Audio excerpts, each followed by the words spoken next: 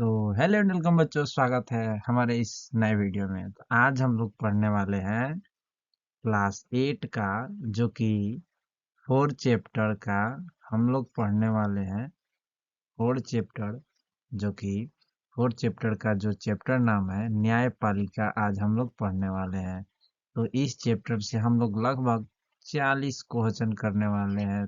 अगर क्वेश्चन करने से पहले अगर मेरे चैनल पर नए होंगे तो चैनल को सब्सक्राइब कर दीजिएगा और बेल आइकन दबा दीजिएगा, जिससे आने वाले वीडियो का नोटिफिकेशन आप तक सबसे पहले पहुंचे। और साथ ही लाइक, शेयर, कमेंट जरूर कीजिएगा कि आपको वीडियो कैसा लगता है।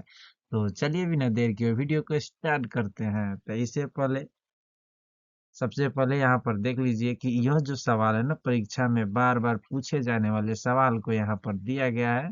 और इसको आप लोग ध्यान में रखिएगा, क्योंकि एग्जाम देने से पहले इसको जरूर एक बार रिवीजन कीजिएगा और अपने दोस्तों के पास इस वीडियो को शेयर कीजिए, क्योंकि इस वीडियो से दूसरे को का भी हेल्प हो जाए। तो चलिए बिना देर के वीडियो को स्टार्ट करते हैं। तो अगला सवाल है, सबसे पहला सवाल है कि भारत में सर्वोच्च न्यायालय की स्थापना कब हुआ था?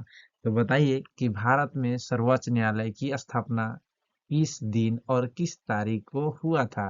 तो आप लोग इसका आंसर जो है ना, कमेंट कीजिए कि इसका आंसर क्या होगा। भारत में सर्वोच्च न्यायालय की स्थापना किस दिन हुआ था? तो भारत में सर्वोच्च न्यायालय की स्थापना किस दिन हुआ था? आप लोग इसका आंसर कमेंट में कीजिए कि कमेंट इसका आंसर जल्दी कमेंट कीजिए कि इसका आंसर क्या हो सकता है। इसका आंसर हो सकता है 26 जनवरी 1950, यानी बी नंबर आंसर सही होगा।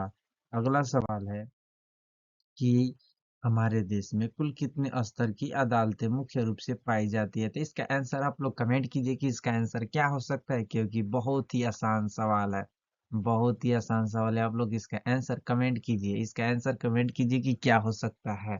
तो इसका आंसर कमेंट कीजिए कि हमारे देश में कुल कितने स्तर के अदालत होते हैं, और उसका कमेंट कीजिए कि कौन कौन अदालत भी होते हैं। तो इसका आंसर होगा ऑप्शन नंबर बी, क्योंकि हमारे देश भारत में 3 तरह के अदालत होते हैं। पहला जो अदालत होते हैं जिला न्यायालय होते हैं, जो हर एक जिला में एक होता है। दूसरा होता है उच्च न्यायालय, जो हर एक राज्य में होता है। तीसरा होता है सर्वोच्च न्यायालय, जो पूरे देश में एक सर्वोच्च न्यायालय होता है। तो चलिए अगला क्वेश्चन की ओर बढ़ते हैं हम लोग। अगला क्वेश्चन है कि देश की सबसे बड़ी अदालत कौन होती है? क्या उच्च न्यायालय, जिला अदालत, संयंत्र सत्र न्यायालय या सर्वोच्च न्यायालय? तो देश की सबसे बड़ी अदालत कौन होती है? आप लोग इसका आंसर कमेंट कीजिए कि इसका आंसर क्या हो सकता है। तो इसका आंसर ऑप्शन नंबर बी होगा, क्योंकि सबसे देश की सबसे बड़ी अदालत कौन? सर्वोच्च न्यायालय होती है। से देश की सबसे बड़ी अदालत सर्वोच्च न्यायालय होती है। अगला क्वेश्चन है, हम लोग आगे बढ़ेंगे, और अगला क्वेश्चन है कि भारत का सर्वोच्च न्यायालय कहाँ स्थित है? आप लोग बताइए कि भारत का सर्वोच्च न्यायालय कहाँ है। भारत का जो भी सर्वोच्च न्यायालय हो अभी कहाँ है, फिलहाल में कहाँ है सर्वोच्च न्यायालय? आप लोग बताइए कि सर्वोच्च न्यायालय कहाँ है। तो भारत में सर्वोच्च न्यायालय कहाँ है? तो ऑप्शन है ए मुंबई, कोलकाता, दिल्ली और चेन्नई। तो बताइए कि भारत में सर्वोच्च न्यायालय कहाँ है। तो इसका ऑप्शन नंबर सी होगा, क्योंकि नई दिल्ली में सर्वोच्च न्यायालय है। कहाँ है? नई दिल्ली में सर्वोच्च न्यायालय है। अगला क्वेश्चन है हम लोग का कि बिहार का उच्च न्यायालय कहाँ अवस्थित है? यानी बिहार में जो है ना, हाई कोर्ट कहाँ अवस्थित है? आप लोग इसका जवाब कमेंट कीजिए, क्योंकि बहुत ही इजी इजी क्वेश्चन यहाँ पर मिल रहा है आप लोगों को। बहुत ही आसान आसान क्वेश्चन है। आप लोग इसका जवाब जरूर दीजिए कि इसका आंसर क्या होगा, और कमेंट कीजिए और अपने दोस्तों के पास इसको बहुत ही जल्द शेयर कीजिए कि और सारे दोस्त हो गए वह इसमें जुड़ सके और इस क्लास को बेहतरीन तरीके से देखे और उसका हेल्प भी हो जाए। तो इसका आंसर क्या होगा? क्योंकि बिहार का जो उच्च न्यायालय है ना, वह पटना में स्थित है। कहाँ स्थित है? पटना में स्थित है, यानी ऑप्शन नंबर बी इसका राइट आंसर होगा। तो चलिए आगे की ओर क्वेश्चन की ओर हम लोग बढ़ते हैं। अगला क्वेश्चन है कि कलकत्ता, बॉम्बे और मद्रास उच्च न्यायालय की स्थापना सबसे पहले कब हुई थी? यानी या कोलकाता, बॉम्बे और मद्रास उच्च न्यायालय की स्थापना सबसे पहले कब हुई थी? तो इसका आंसर ऑप्शन नंबर क्या हो सकता है? आप लोग इसका आंसर भी कमेंट कीजिए कि इसका आंसर क्या हो सकता है। 1850, 1862 या 1901 या 1947? तो इसका आंसर क्या हो सकता है? 1862, यानी ऑप्शन नंबर बी इसका राइट आंसर हो सकता है। अगला सवाल है वर्तमान समय में देश भर में कुल कितने उच्च न्यायालय है? वर्तमान समय में देश भर में कुल कितने उच्च न्यायालय हैं? आप लोग इसका आंसर कमेंट कीजिए कि इसका आंसर क्या है। वर्तमान अभी तक उच्च न्यायालय की संख्या कितनी है?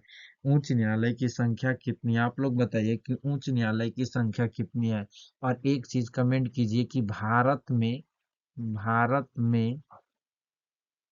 राज्य की संख्या कितनी है? राज्य की भारत में राज्य की संख्या कितनी है? आप लोग बताइए कि भारत में राज्य की संख्या कितनी है?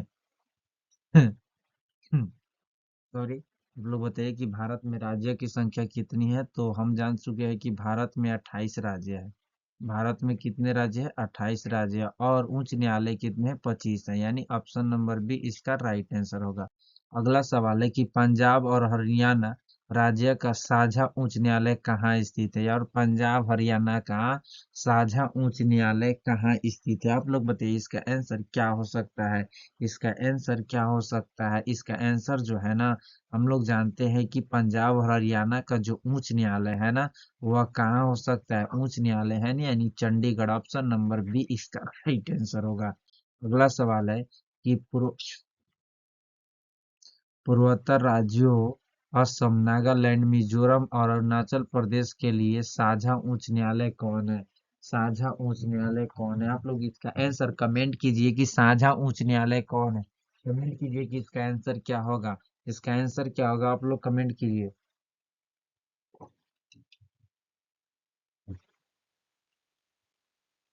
इसका आंसर कमेंट कीजिए। देखते हैं कि किसका किसका सही होता है। अब बताइए कि गुवाहाटी का उच्च न्यायालय, शिलांग उच्च न्यायालय, अगरतला उच्च न्यायालय, कोहिमा उच्च न्यायालय। तो इसका आंसर क्या हो सकता है?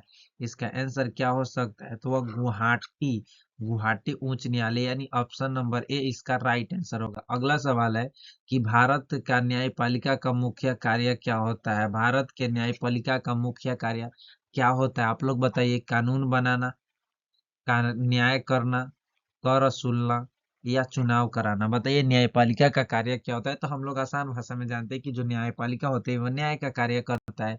यानी उसका काम होता है किसी व्यक्ति को न्याय दिलाना। किसी व्यक्ति को क्या दिलाना? न्याय दिलाना। उसका कार्य क्या होता है? किसी व्यक्ति को न्याय दिलाना। उसका कार्य क्या होता है? किसी व्यक्ति को न्याय दिलाना। उसका कार्य क्या होता है? किसी व्यक्ति को न्याय दिलाना। उसका कार्य क्या होता है? किसी व्यक्ति को न्याय दिलाना।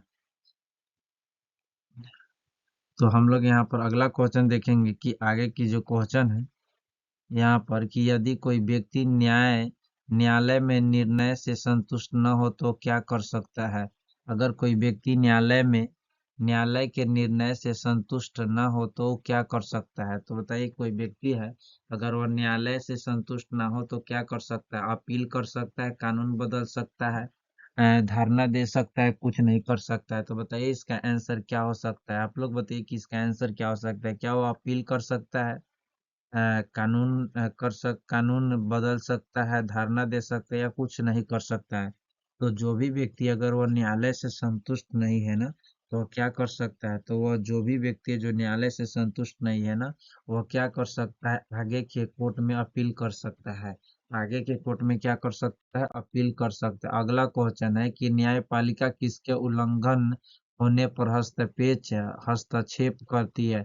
न्यायपालिका किसके उल्लंघन होने पर हस्तक्षेप करती है? मौलिक अधिकार, राजकीय संपत्ति, कर प्रणाली, विदेशी नीतियां। इसका आंसर क्या हो सकता है? आप लोग इसका आंसर कमेंट कीजिए कि इसका आंसर क्या हो सकता है। तो इसका आंसर जो होगा ना, क्या करती है? और मौलिक अधिकार का अगर कोई उल्लंघन कर रहा है ना, मौलिक अधिकार का अगर कोई उल्लंघन कर रहा है, मौलिक अधिकार का अगर कोई उल्लंघन कर रहा है, मौलिक अधिकार का अगर कोई उल्लंघन कर रहा है,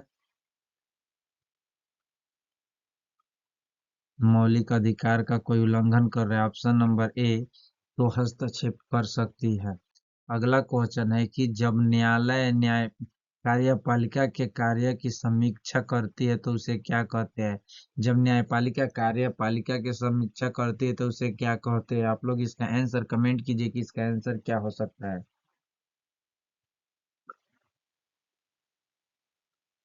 जल्दी जल्दी आप लोग इसका आंसर कमेंट कीजिए कि इसका आंसर क्या हो सकता है। तो इसका आंसर हो सकता है क्या? ऑप्शन नंबर ए, न्यायिक पुनर्विलोकन या न्यायिक समीक्षा कर सकता है, न्यायिक समीक्षा कर सकता है। ऑप्शन नंबर ए इसका राइट आंसर होगा। अगला सवाल है कि सर्वोच्च न्यायालय के मुख्य मुख्य न्यायाधीश कौन नियुक्त करता है? जो सर्वोच्च न्यायालय होते हैं ना, उसका मुख्य न्यायाधीश कौन नियुक्त करता है? तो उसका मुख्य न्यायाधीश कौन? प्रधानमंत्री, राष्ट्रपति, संसद, कानून मंत्री। तो क्या होता है? ऑप्शन नंबर बी इसका राइट आंसर होगा, क्योंकि राष्ट्रपति नियुक्त करते हैं। कौन नियुक्त करते हैं? राष्ट्रपति। फौजीदारी कानून का उदाहरण निम्नलिखित में से कौन है? फौजीदारी कानून का उदाहरण निम्नलिखित में से कौन है? फौजीदारी कानून का उदाहरण निम्नलिखित में से कौन है? जमीन की बिक्री, चोरी, दहेज के लिए औजारों औरों चोरी दहेज के लिए औरों को तंग करना, हत्या, किराया विवाद, तलाक, या क्या होता है? तो जो इसमें फौजीदारी कानून होते हैं ना, वह क्या होते हैं? चोरी दहेज के लिए औरों को तंग करना। इज ऑप्शन नंबर बी इसका राइट आंसर होगा। अगला सवाल है कि दीवानी कानून सिविल लॉ से संबंधित विषय कौन है? सिविल लॉ से संबंधित विषय कौन है? सिविल लॉ से संबंधित विषय कौन है? चोरी, कत्ल, डकैती। नहीं, इसका आंसर ऑप्शन नंबर सी होगा। कौन होगा? जमीन की बिक्री, चीजों की खरीदारी, किराया, तलाक है। ये सब जो है ना, ये दीवानी कानून है। अगला सवाल है कि फौजीदारी कानून में सबसे पहले पुलिस में क्या दर्ज किया जाता है? फौजीदारी कानून में सबसे पहले पुलिस में क्या दर्ज किया जाता है? फौजीदारी कानून में सबसे पहले, अगर बताइए, एक सवाल आप लोग से पूछते हैं कि अगर आपके यहाँ कभी मारपीट हो तो सबसे पहले थाना में जाते समय क्या किया जाता है? तो हम लोग जानते हैं FIR किया जाता है। क्या किया जाता है? FIR। FIR। आप लोग इसका आंसर कमेंट में कीजिए कि FIR का फुल फॉर्म क्या होता है? FIR का फुल फॉर्म क्या होता है? आप लोग बताइएगा, इसका आंसर कमेंट जरूर कीजिएगा। अगर जिसका सवाल सही होता है ना, तो उसको इनाम मिलेगा, उसको इनाम मिलेगा। आप लोग इसका आंसर इसका आंसर कमेंट कीजिएगा आप लोग। अगला सवाल है कि जनहित याचिका यानी अपील, PIL व्यवस्था किस दशक में सर्वोच्च न्यायालय द्वारा विकसित की गई थी? किस व्यवस्था इस व्यवस्था को किस दशक में की गई थी? आप लोग बताइए कि इसका आंसर क्या होगा। आप लोग बताइए इसका आंसर क्या हो सकता है? तो इसका आंसर जो होगा ना, ऑप्शन नंबर क्या हो सकता है? ऑप्शन नंबर सी, जो 1980 के दशक में किया गया था। अगला है, सरकारी स्कूल में बच्चों को दोपहर का भोजन उपलब्ध कराने की व्यवस्था क्या कहलाता है? क्या सर्व शिक्षा अभियान, मिड डे मील कहलाता है, पोषण आहार कहलाता है, बाल विकास? तो उसको हम लोग क्या कहते हैं? मिड डे मील कहते हैं, यानी ऑप्शन नंबर बी उसका राइट आंसर है। अगला सवाल है कि संविधान के किस अनुच्छेद में कहा गया है कि जमीन के अधिकार में भोजन का अधिकार सम्मिलित है? किस अनुच्छेद में कहा गया है कि जमीन के अधिकार में भोजन का अधिकार क्या है? सम्मिलित है। जमीन के अधिकार में भोजन का अधिकार सम्मिलित है। किस अनुच्छेद में कहा गया है? किस अनुच्छेद में कहा गया है? तो अनुच्छेद किस में कहा गया है? अनुच्छेद 21 में कहा गया है। किस अनुच्छेद में कहा गया? जीवन का अधिकार भोजन के अधिकार में सम्मिलित है। जीवन का अधिकार है ना, जो भोजन के अधिकार में भी क्या है? सम्मिलित है। किस अनुच्छेद में? 21 अनुच्छेद में कहा गया है। ऑप्शन नंबर सी इसका राइट आंसर होगा। अगला सवाल है कि प्रत्येक राज्य को किस प्रशासनिक इकाई में बांटा जाता है? प्रत्येक राज्यों को किस प्रशासनिक इकाई में बांटा जाता है? तहसील, जिला, गांव, नगर पालिका, किस में बांटा जाता है? तो प्रत्येक राज्य को किस प्रशासनिक इकाई में बांटा जाता है? तो हम लोग भी जानते हैं राज्यों को जिला में बांटा जाता है। राज्यों को किस में बांटा जाता है? तो जिला में बांटा जाता है। किस में बांटा जाता है? जिला में। ऑप्शन नंबर बी इसका राइट आंसर होगा। अगला है कि भारत में न्यायपालिका की कितनी मुख्य श्रेणी स्तर होते हैं? भारत में न्यायपालिका के कितनी मुख्य श्रेणी स्तर होते हैं? भारत में न्यायपालिका के कितने मुख्य श्रेणी स्तर होते हैं? हम लोग अभी पढ़ लिए कि 3 होते हैं।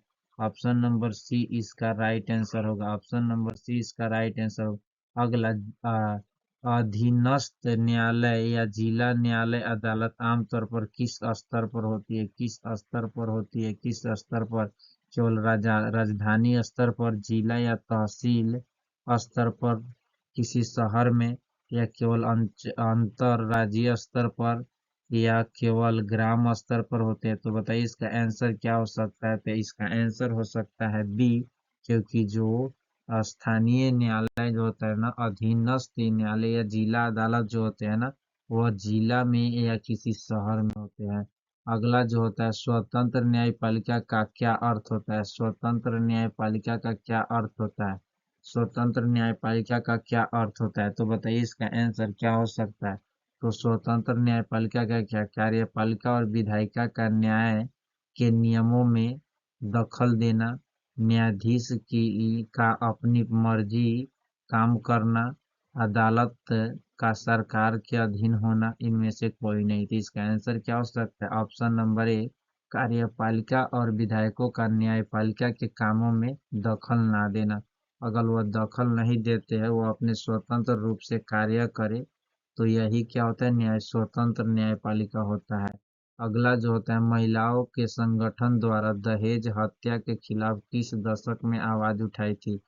किस दशक में आवाज उठाई थी? आप लोग बताइए इसका आंसर क्या हो सकता है? आंसर कमेंट कीजिए कि इसका आंसर क्या हो सकता है। आंसर कमेंट कीजिए। तो हम लोग जानते हैं 1980 के दशक में यह बात कहा गया था। अगला सवाल है कि दिल्ली उच्च न्यायालय का गठन कब हुआ था? दिल्ली उच्च न्यायालय का गठन कब हुआ था? दिल्ली उच्च न्यायालय का गठन कब हुआ था? दिल्ली उच्च न्यायालय का गठन कब हुआ था? जो दिल्ली थे ना, वह दिल्ली उच्च न्यायालय का गठन 1966 में हुआ था, 1966 में। अगला है कि दीवानी कानून के मामलों में प्रवाहित पक्ष की ओर से अदालत में क्या दायर किया जाता है? अदालत में क्या दायर किया जाता है? दीवानी कानून के मामलों में प्रभावित पक्ष की ओर से अदालत में क्या दायर किया जाता है? इसका आंसर क्या होगा? बताइए अदालत में क्या दायर किया जाता है? इसका आंसर आप लोग कमेंट कीजिए। इसका आंसर आप लोग कमेंट कीजिए कि क्या हो सकता है। इसका आंसर आप लोग बताइए। मामला, याचिका या दावा किया जाता है? दावा किया जाता है। फौजदारी कानून के अंतर्गत व्यक्ति दोषी पाया जाता है तो उसे सजा मिलती है, उसे सजा मिलती है। फौजदारी कानून में यदि व्यक्ति दोषी पाया जाता है तो उसे सजा मिलती है, कि केवल चेतावनी देती है, या जेल में भेजना, जुर्माना, या नौकरी से निष्कासन, या पुरस्कार मिलता है? तो इसका आंसर क्या होगा? उसे जेल में भेजता है। उसे क्या करता है? जेल में भेजता है। अगला सवाल है कि सर्वोच्च न्यायालय के फैसले देश की बाकी सभी अदालतों को क्यों क्यों करने पड़ते हैं? क्यों करने पड़ते हैं? मानने पड़ते हैं? क्यों करने पड़ते हैं? स्वीकार करने पड़ते हैं? नजरअंदाज करने, दोबारा जांचने पड़ते हैं? तो क्या होता है? मानने पड़ते हैं, वैधानिक बाध्यकारी होते हैं। मानने पड़ते हैं, क्या करने पड़ते हैं? मानने पड़ते हैं, क्योंकि उसको मानना ही पड़ेगा। उसे यहाँ अस्वीकार, उसको छोड़ देगा नहीं, ये आंसर नहीं होगा। दोबारा जांचेगा नहीं, क्योंकि उसका नजरअंदाज कर देगा नहीं। इसका आंसर ऑप्शन नंबर ए होगा। ऑप्शन नंबर ए इसका राइट आंसर है। अगला सवाल है कि संविधान हमारे देश की न्यायपालिका को क्या प्रदान करता है? संविधान हमारे देश के न्यायपालिका को क्या गुलामी प्रदान करता है, पाबंदी या नियंत्रण प्रदान करता है? नहीं, वह स्वतंत्र न्यायपालिका प्रदान करता है। अगला सवाल है कि नागरिकों के मौलिक अधिकारों की रक्षा करने में किसकी भूमिका सबसे महत्वपूर्ण होती है? नगरों की मौलिक अधिकार की रक्षा करने में किसकी भूमिका सबसे अधिक होती है? बताइए इसका आंसर क्या हो सकता है? इसका यानी सबसे अधिक भूमिका जो होते हैं ना, न्यायपालिका का होती है। किसका होती है? न्यायपालिका को होती है। अगला सवाल है कि यदि देश के किसी नागरिक को लगता है कि उसे मौलिक अधिकार का उल्लंघन हुआ है, तो वह कहाँ जा सकता है? वह कहाँ जा सकता है? सर्वोच्च न्यायालय या उच्च न्यायालय? केवल ग्राम पंचायत में, केवल बैंक में, केवल स्कूल में? तो वह बैंक में, स्कूल में तो जाएगा नहीं, वह ग्राम पंचायत में भी नहीं जाएगा, लेकिन वह कहाँ जाएगा? कोर्ट में जाएगा। यानी सर्वोच्च न्यायालय या उच्च न्यायालय या जिला न्यायालय, कहीं भी जा सकता है। अगला सवाल है कि विवादों का निपटारा करने के अंतर्गत न्यायिक व्यवस्था नागरिक व सरकार, दो सरकारों जय और किसके बीच पैदा होने विवाद की हल करती है? विवाद की क्या करती है? केंद्र राज्य सरकार के भी, सिर्फ विदेशी कंपनियों के भी, सिर्फ निजी स्कूलों के, इनमें से कोई नहीं। तो इसका आंसर क्या हो सकता है? इसका आंसर क्या हो सकता है, आप लोग बताइए। तो यह क्या केंद्र और राज्य के बीच ही कर सकता है, किसके बीच, केंद्र और राज्य के बीच कर सकता है। अगला सवाल है कि जनवरी 2019 से आंध्र प्रदेश, अमरावती और किस राज्य के लिए अलग अलग उच्च न्यायालय बनाए गए हैं, उच्च न्यायालय बनाए गए हैं। बताइए इसका आंसर क्या होगा। उच्च न्यायालय बनाया गया, इसका आंसर क्या होगा। तो हम लोग जानते हैं तेलंगाना हैदराबाद में बनाया गया, ऑप्शन नंबर ए। अगला सवाल है कि प्रत्येक जिले में कौन सी अदालत होती है, और जिला न्यायालय, उच्च न्यायालय, अंतर्राष्ट्रीय न्यायालय, सर्वोच्च न्यायालय। तो हम लोग जानते हैं कि प्रत्येक जिला में जिला न्यायालय होता है। अगला एक, प्रत्येक राज्य में सामान्यतः कितने उच्च न्यायालय होते हैं। प्रत्येक राज्य में कितने उच्च न्यायालय होते हैं, कम से कम एक उच्च न्यायालय होते हैं। ऑप्शन नंबर ए इसका राइट आंसर होगा, ऑप्शन नंबर ए इसका राइट आंसर होगा। अगला सवाल है कि देश का सर्वोच्च न्यायालय कौन से शहर में सम्मिलित है। देश का सर्वोच्च न्यायालय कौन से शहर में सम्मिलित है, बताइए। दिल्ली में ऑप्शन नंबर क्या है, ए दिल्ली में है। अगला सवाल है कि दीवानी कानून के मामलों में किस तरह के विवाद सुलझाए जाते हैं, किस तरह के विवाद को सुलझाए जाते हैं, आप लोग बताइए इसका आंसर क्या हो सकता है। क्या जमीन बिक्री, किराया, तलाक आदि की सुलझाया जाता है। तो यही हाँ, ऑप्शन नंबर बी। अगला सवाल है कि न्यायपालिका के कार्यों को मुख्य रूप से कितने भागों में बांटा गया है। न्यायपालिका के कार्यों को मुख्य रूप से कितने भागों में बांटा गया है, बताइए। न्यायपालिका के कार्यों को मुख्य रूप से कितने भागों में बांटा गया है, यानी 3 या 3 से अधिक भागों में बांटा गया, ऑप्शन नंबर बी। अगला सवाल है कि भारत गणतंत्र कब, गणराज्य कब बना था। तो भारत जो था ना, वो गणराज्य 26 जनवरी 1950 को बना था। भारत गणराज्य कब बना था, 26 जनवरी 1950 को बना था। तो इसी के साथ वीडियो को समाप्त करते हैं, मिलते हैं अगले वीडियो में। तब तक के लिए बाय। अगर वीडियो अच्छा लगा हो तो एक प्यारा सा कमेंट करके जाइएगा कि हाँ वीडियो अच्छा लगा। अगर वीडियो अच्छा लगा तो कमेंट, लाइक और शेयर, सब्सक्राइब जरूर कीजिएगा। मिलते हैं अगले वीडियो में, तब तक के लिए धन्यवाद।